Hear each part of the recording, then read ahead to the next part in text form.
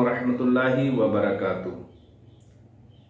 नापाकी की हालत में सहरी करने से रोज़ा हो जाएगा या नहीं होगा, ये एक सवाल आया है। उसका जवाब मैंने सोचा क्लिप तैयार करके आपको दे दिया जाए। कुछ भाई हमारे ये समझते हैं कि रात के अंदर अगर हम नापाक हो गए और उस नापाकी की हालत में अगर सहरी की तो क्या मालूम हमारा रोज़ा होगा या नहीं होगा। कुछ लोग ये भी समझते हैं कि इस हालत में रोज़ा नहीं होता है। तो इस क्लिप के अंदर इंशाल्लाह हम यही जानेंगे कि रात में जब हम सोए और सोने की हालत में हम नापाक हो गए, नापाक या तो एहतलाम हो गया या बीवी है उससे हम बिस्तरी की, तो इन दोनों ही सूरतों के अंदर इंसान पर गुस्ल फर्ज हो जाता है, वो नापाक हो जाता है। तो उसी हालत में सहरी करने से रोज़ा होगा या नहीं होगा। तो आइए शुरू करते हैं। बहुत ही तवज्जो से, बहुत ही ध्यान से आप सुने, क्योंकि ये मसाइल ऐसे हैं जो हम सबको याद होना और मालूम होना बहुत ज़रूरी है। तो इसकी सूरत यह है कि जब आप उठे और आप नापाक हैं तो बेहतर यह है कि आप फौरन उठने के बाद, अगर सहरी ख़त्म होने में इतना वक्त है कि आप गुस्ल कर लेंगे, उसके बाद आप सहरी तनावुल कर लेंगे, तो आपके लिए बेहतर तरीका यह है कि आप पहले गुस्ल करें, अच्छी तरीके से इत्मीनान के साथ गुस्ल करने के बाद आप सहरी कर लें, आपका रोज़ा हो जाएगा।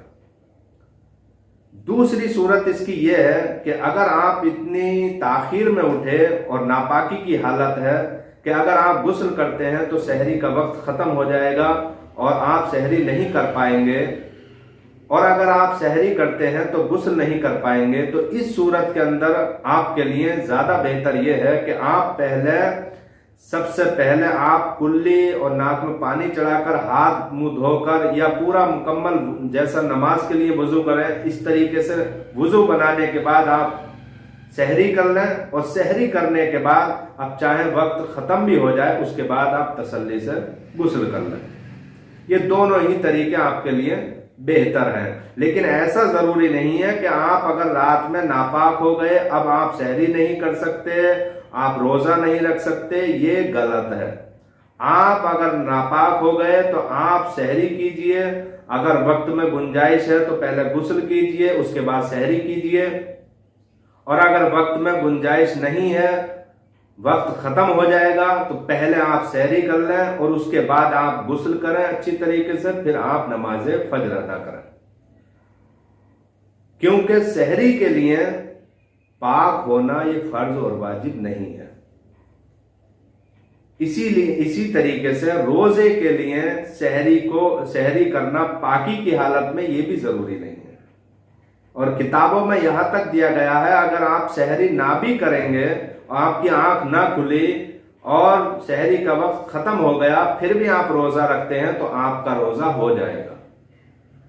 तो उम्मीद करता हूं मैं आपसे कि आपने इस बात को अच्छी तरीके से ज़हन नशी कर लिया होगा, समझ लिया होगा। और मैं गुजारिश करता हूं कि अपने दोस्तों को, अपने अहबाब को इस क्लिप को ज़्यादा से ज़्यादा शेयर करें, ताकि उनको भी ये बात मालूम हो जाए और वो भी इस चीज़ को जानकर अच्छी तरीके से रोज़ा रख सकें और सुस्ती ना हो। अस्सलाम वालेकुम वरहमतुल्लाहि वबरकातुह।